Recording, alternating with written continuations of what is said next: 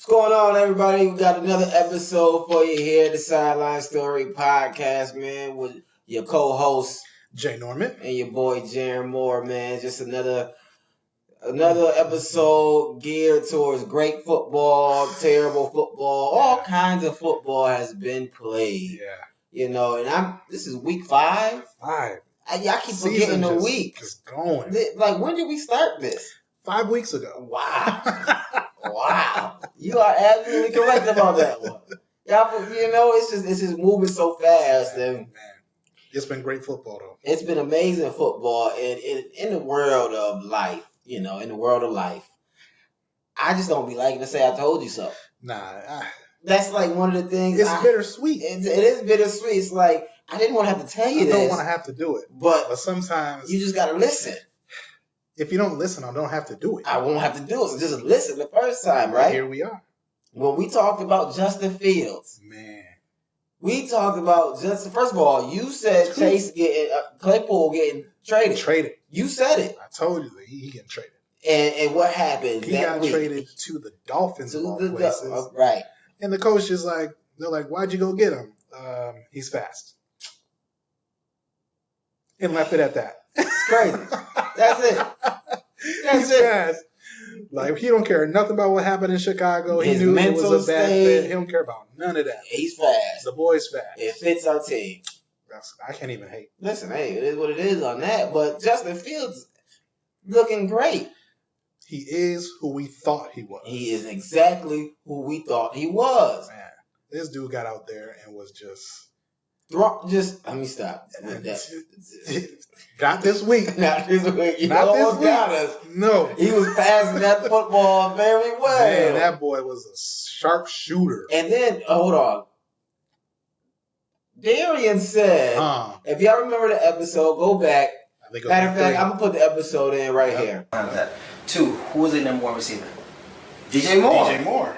Was he an actual number 1 receiver before? Heck yeah. As you can see from what he said, DJ Moore isn't nice. He was relying off of the man blanked. He went crazy. Blanked. And this is DJ Moore that I knew as a Falcons fan. Right. This is the DJ Moore that he almost beat us single-handedly. Any football fan, DJ Moore has been doing it. He was doing it with the Panthers. Yes, of all teams. Come on now. Like, it doesn't feel they allowed him to just be him. They created plays for him to single-handedly run the ball. They created plays for him to find his main target. And I said last week he had his best game. No. He upped you. He won up to you. Bruh. He won up to you. This man went out there and was just stone cold killer. Like, send who you want. I'm sending them back to you in a bag. Hey, yo.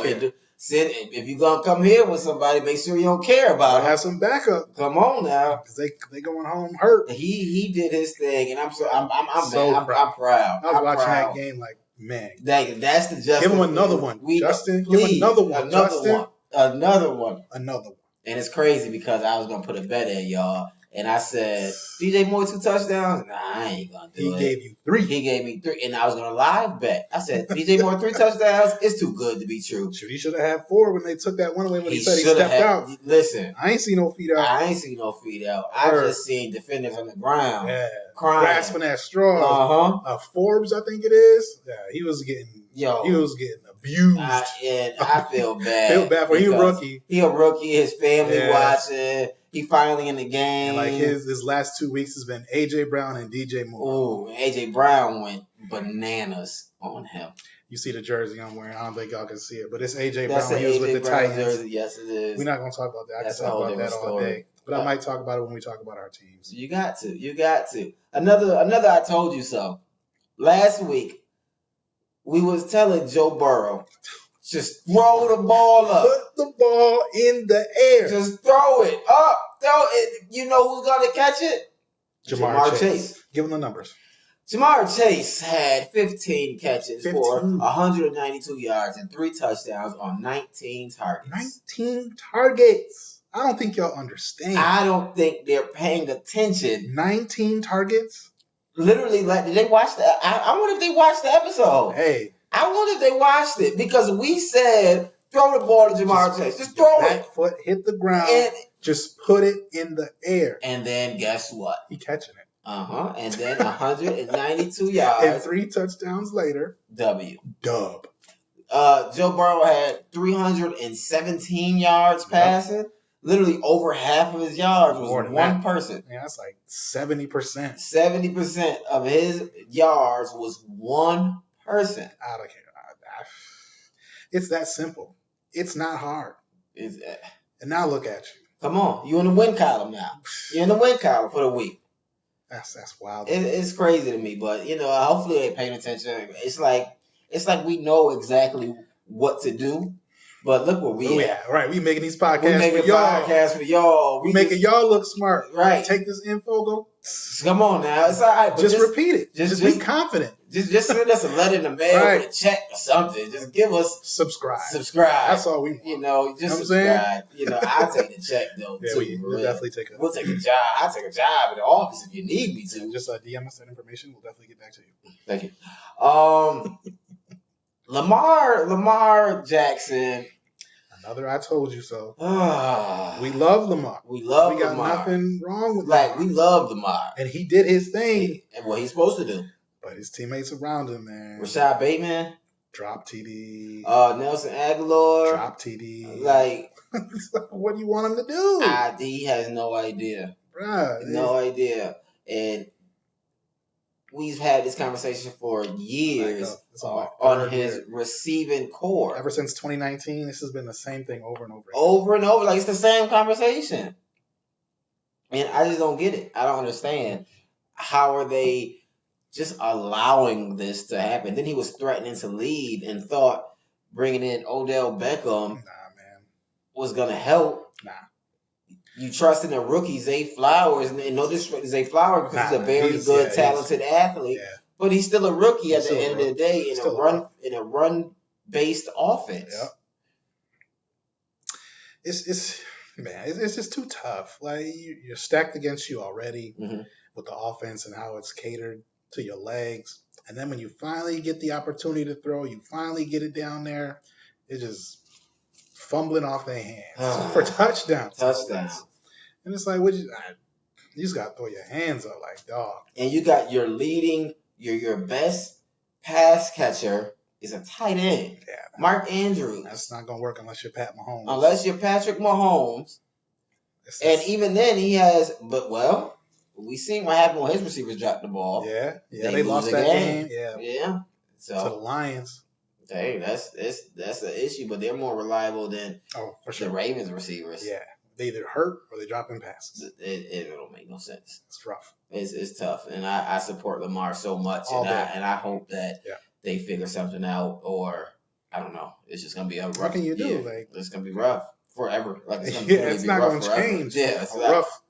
What do you call that? Career. There you go. There you go. A rough career. Like it's gonna be very rough. But it is what it is on him, man. Dolphins got back into the win column. Yeah, they did. It wasn't clean. No. Turnovers played a major part.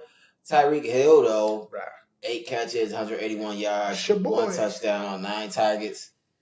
You mean to tell me 181 yards on 8 catches? He not the best. He not the best? He not the best. I just need to know, is he the best? He's the best to me. Then it sounds like it to me, and he's unguardable. 100%. Unguardable. He can get whatever yards he wants. Yeah. Like, if he just decides, you know what, I feel like going for 50 right now, I'm going to just go for 50. That's it. And you just have to deal with it. You got to deal with it. And it's going to be an ongoing conversation. It's very unfair because you have this super fast receiver that can run routes, catch the ball. Super fast running back, a chain. Like, he's a rookie. 75-yard TD runs. Yeah, like it's nothing. Like, how do you stop that? I mean, obviously the Bills found a way, but it's all about matchups at the end of the day. Yeah. Maybe they see each other twice a year. Yeah. So, they can adjust and then they got to play in Miami the following game, or the next game they play. Yep. So, what's going to happen then? And, they're just a dominant team, honestly. They're a juggernaut. All full of speed, athleticism. But just speaking of the Bills, because obviously that's their division rival. They just played in London. Giddy-o, chop. And my fault, son. Wow, that's my bad. No disrespect to all my Brits out there. No disrespect to the Brits. We love y'all. But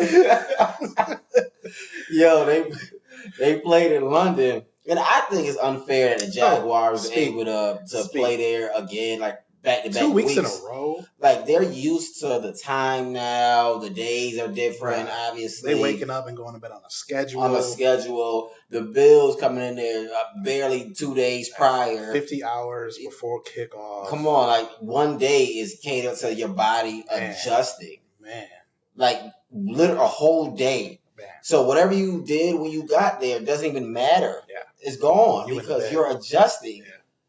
So you really got 1 day to really get your body right. And you about to get hit for a whole NFL game. It don't make no. Have you ever took a plane somewhere overseas, or took a long flight? You ever took a 5-hour flight? Even though I'm just saying a 5-hour flight, your body, you get off the plane like, oh man, that's a 5-hour flight, East Coast to the West Coast. Imagine going overseas. Yeah.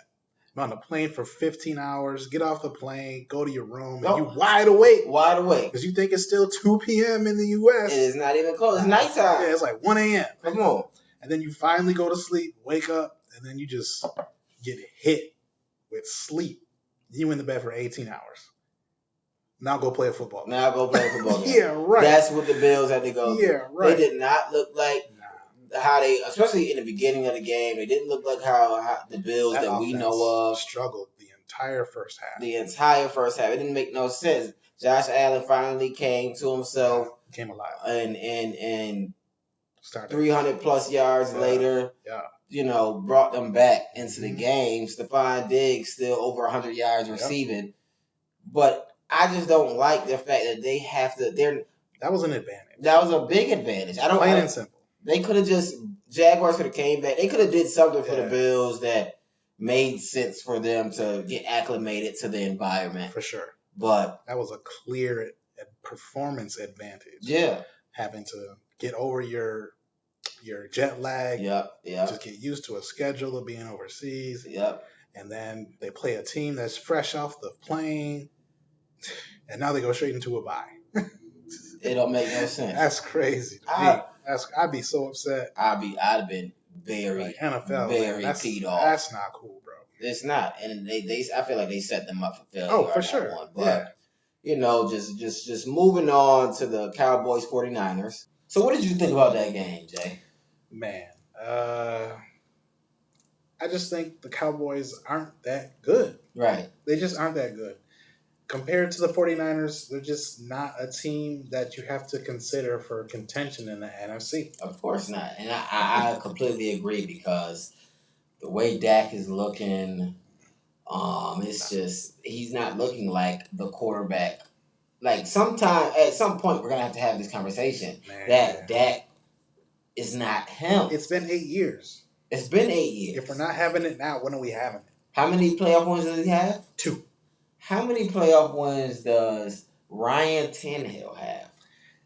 Ryan Tannehill, as a quarterback of the Tennessee Titans, has 4 playoff wins. Okay, thank you. And he's only been the quarterback of the Tennessee Titans for about... I want to say, man, off the top of my head, I think it was 2019 or 2018. 2019 or 2018? 2019. Okay, and that came in around 2016, 2015. Yep. I don't understand what's going on. The 49ers... look like a well-oiled machine against America's #1 defense. They move the ball up and down the field how they want to.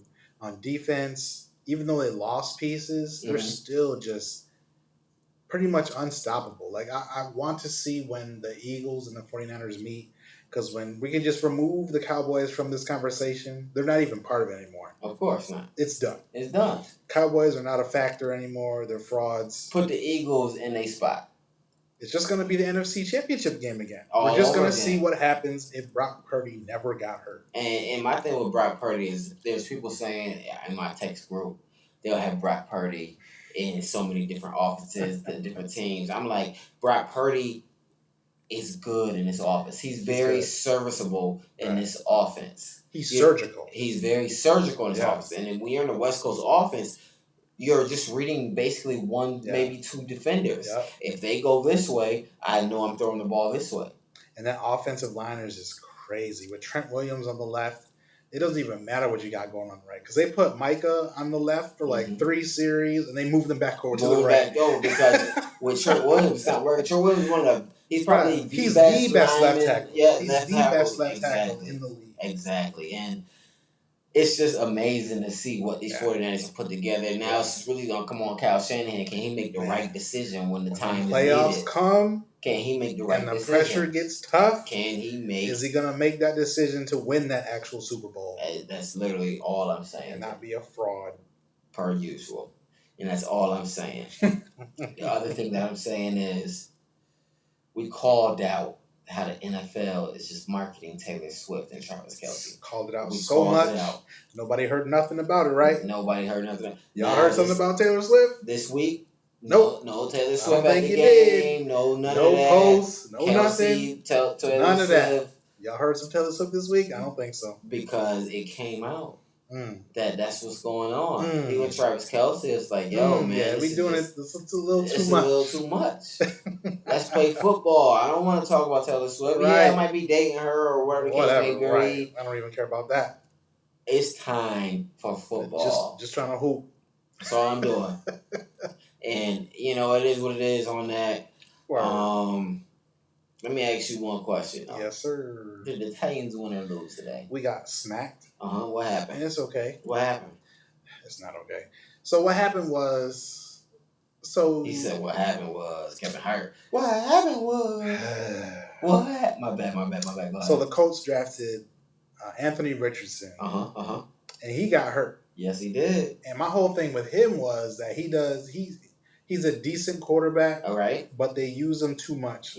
Like his legs is his primary go-to. As if he was at Florida. He's not there anymore. You know, he's in the NFL. He's dealing with big boy linebackers. About big 30 boys, years old. Right. Big boy defenses. About 35 years old. And I think this man has finished 2 football games since he's been in the league. He had a concussion the first time. And then a what leg happened? issue. Yeah, and today he got his shoulder dislocated. Okay. That's pain. Oh, yeah.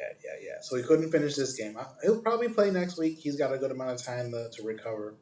But it's not looking good. Every time they got him running the ball, he's not finishing the game. He's taking unnecessary hits. Right. And he's taking hard hits from linebackers that they're trying to prove something. Like, yo, bro, you in the NFL. Right. To the NFL.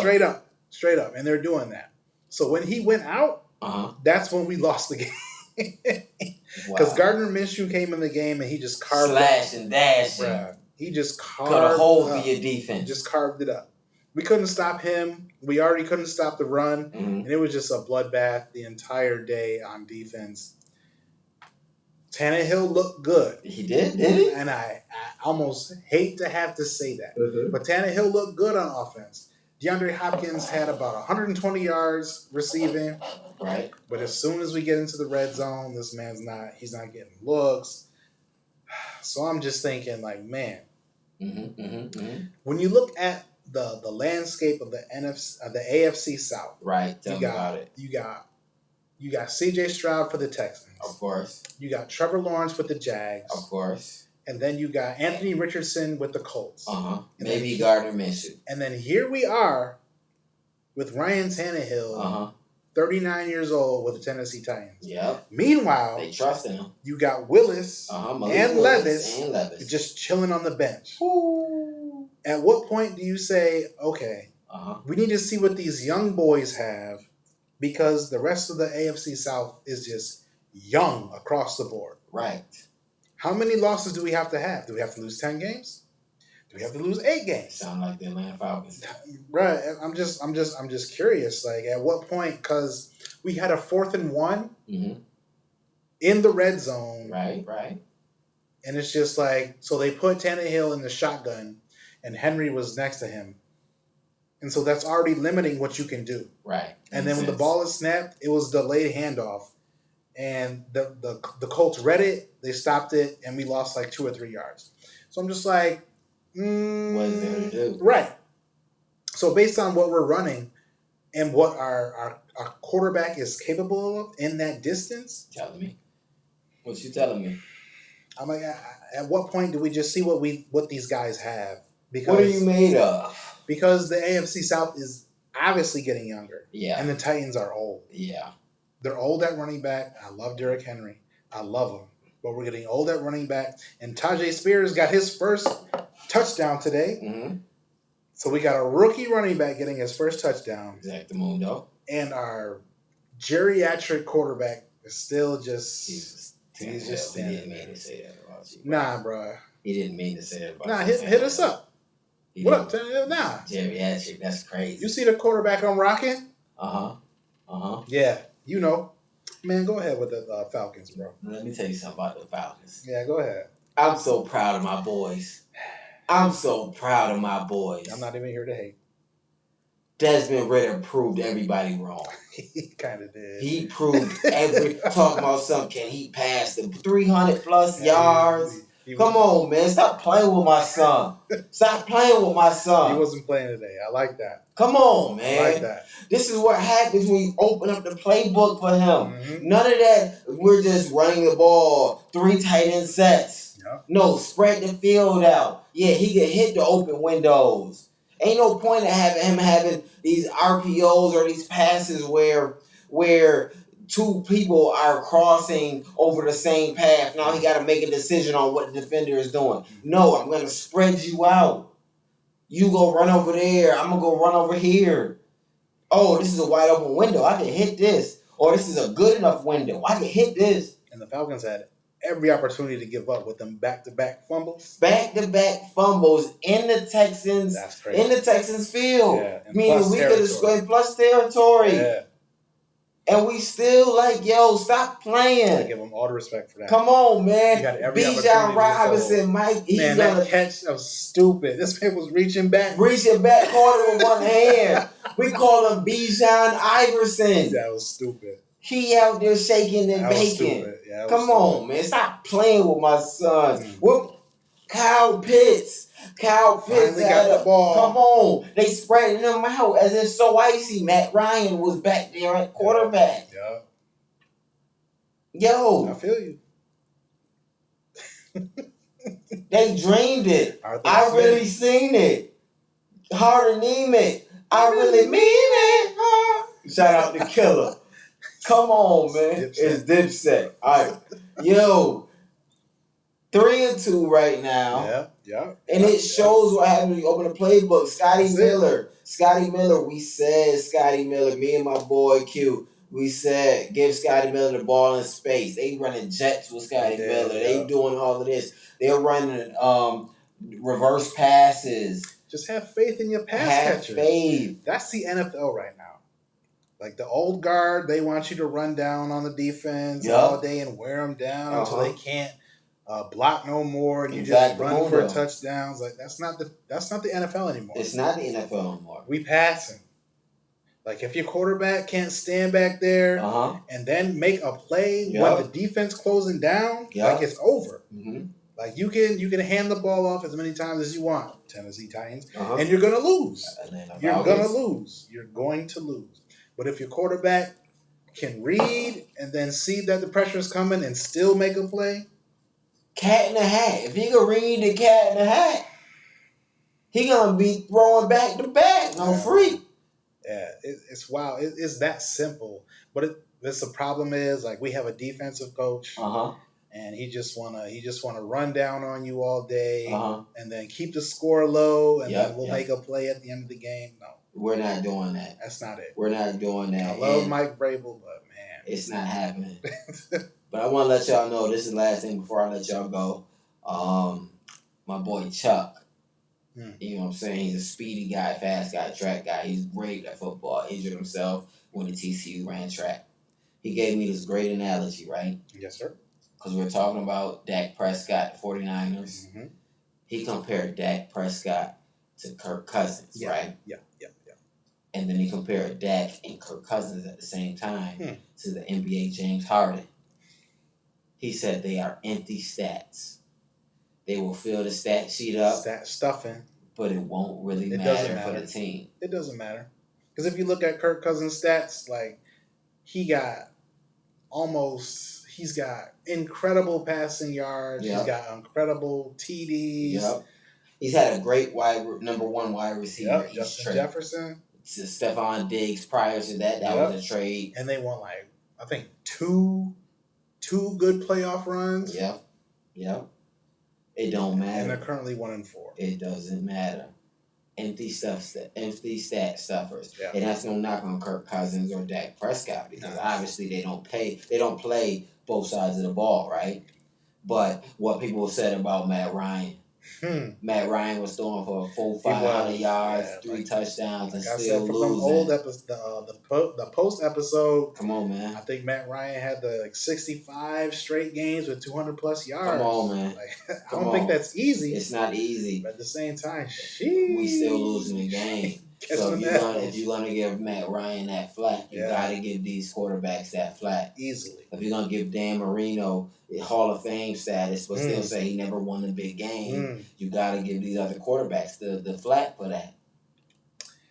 You gotta talk about it. Hey, it's real out here. You know what I'm saying? They numbers give them, they got great numbers. Yeah. They doing what they doing. But when it's time to win the game, you're going to talk about Matt Ryan losing his games at the last second. Yeah, man. It's tough. Then what we going to do? It doesn't erase all that. Come on, man. One day we're going to talk about Aaron Rodgers. We should talk. One day we're going to talk about Aaron Rodgers. I wish he didn't tear that Achilles. Come on. Now it seems like we picking on him. Now we picking. We not. Aaron Rodgers. Like, what was that Super Bowl? Joe Flacco. Yeah. When we going to talk about these guys that y'all say strong arm. Elite. Yeah. The Super Bowl is saving them.